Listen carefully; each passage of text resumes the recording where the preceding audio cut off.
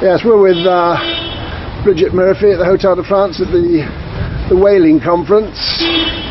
You've been campaigning for animal rights for a very long time, Bridget. How many years do you reckon? I should say 32 years. 32 years. And in England.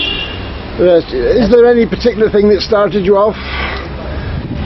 Well, I've always been an animal carer and lover, and I was sort of semi-vegetarian at the age of 4 after seeing a pig hanging upside down after it had been slaughtered, and that set me thinking. But as far as campaigning is concerned, of course I'm married eventually, had a family.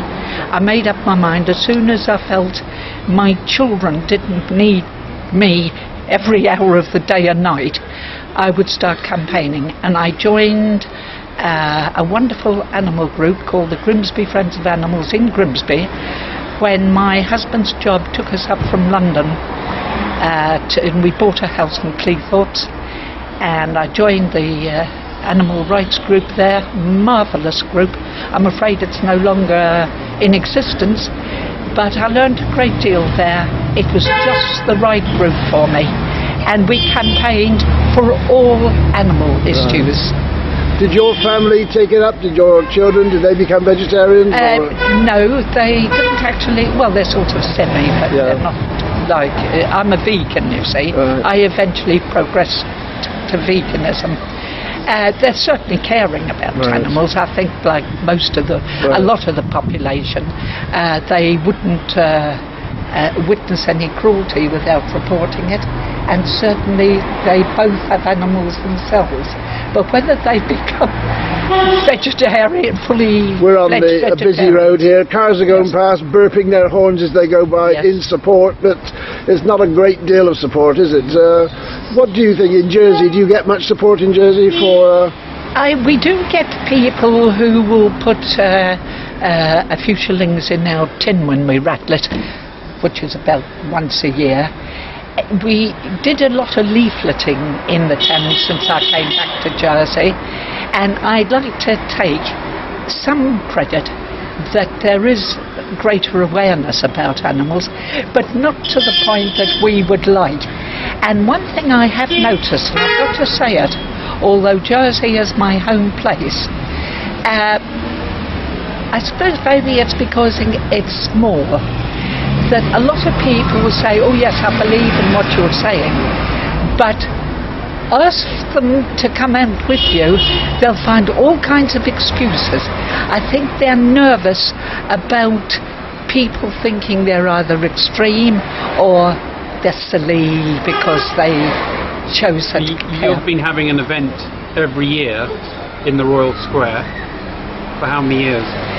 This year will be our 23rd. Right. And when's the next one coming up? The next one is Saturday the 20th of August.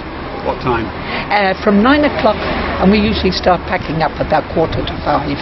And we have all the leaflets there that covers all the different experiments, vegetarianism, veganism, bullfighting, hunting with hounds, because some of the hunters still do it when they get the chance. Well, you're a sort of campaigner and you regularly write letters to the JEP.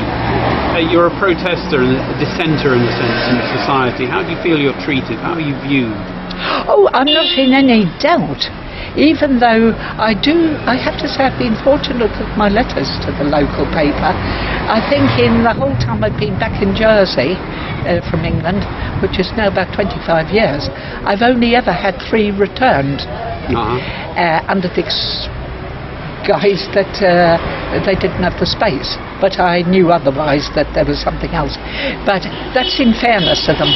But having said all that, I think if I were to be more specific about certain things,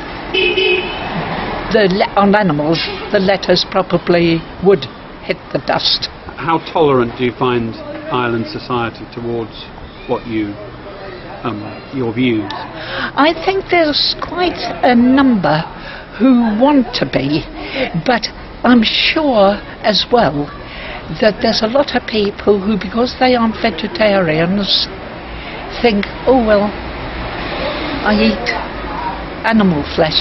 I'm sure that holds back some.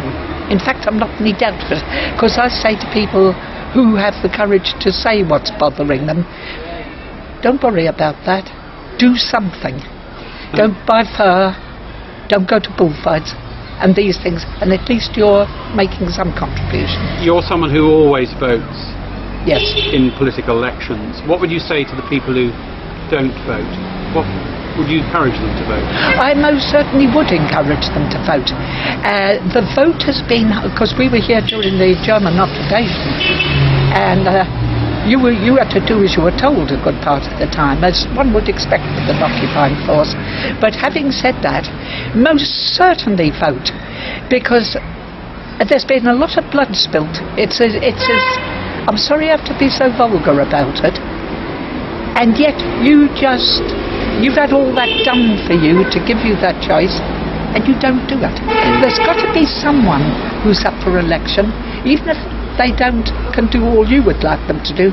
None of us can expect that, because there's other people besides us who have different viewpoints. Vote.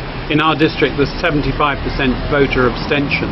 I mean, why is that? Why do you think that is? Centelia, I think it probably comes down to it again. There are people who think if they don't get everything they want, it's not worth voting. There are also other reasons, to be fair.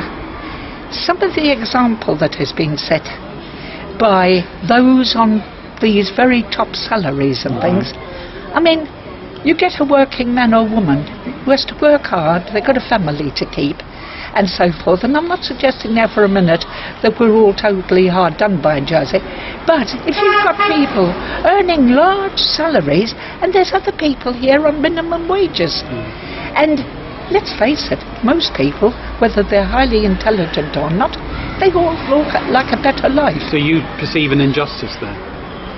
So yes, and it's got to be, I think they're doing little steps towards it, but there's quite a bit of a way to go yet. Yeah. You know, you're going to have a happier society, and people who will come out and vote, if they can respect you, and you only gain people's respect if they're not telling you, do as I say, don't do as I do, or whatever. Traditionally, the letters that you've written to the JEP have been ones that support, let's use the word, establishment, or those who hold power and authority.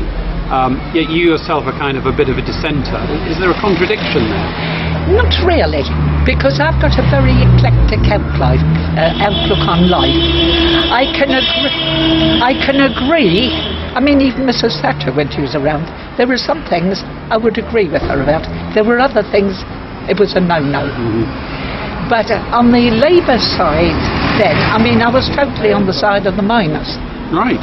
And, for instance, because I did see an injustice, and I could see the sort of things it would throw up. But I also see the other side in when you've got to change something because it's going to be more efficient, less costly, but then it's your business to see that you look after the people who are going to be thrown out of those jobs. And it's not just encouraging them to go cap in hand. We're coming to the end of our time spot. Yes. There's just one question I want to ask you, because the BBC here have curtailed their participation, the public phone-ins and so on. Now, you were, for years, the voice of animal rights on the radio. Yes. Now, that is something I think is very sad that that's not possible now. That's right, Have you got any thoughts on that? I do have very strong thoughts, although when I gave up the phone-in, I think it was about 8 weeks before they finished the thing completely. I gave a piece of my mind to one or two of the people on the Radio Jersey, because they tended to, I know you've got to sometimes cut people off, and I'm a pretty lengthy talker, and once I get going you'll gather this. Doing a Bridget was a Yes, famous... and I don't object to that. But very often, when you just had some really important point to make, you found yourself being hurried up, and before you knew where you were cut off. Although it didn't happen to me often, it was the rare case.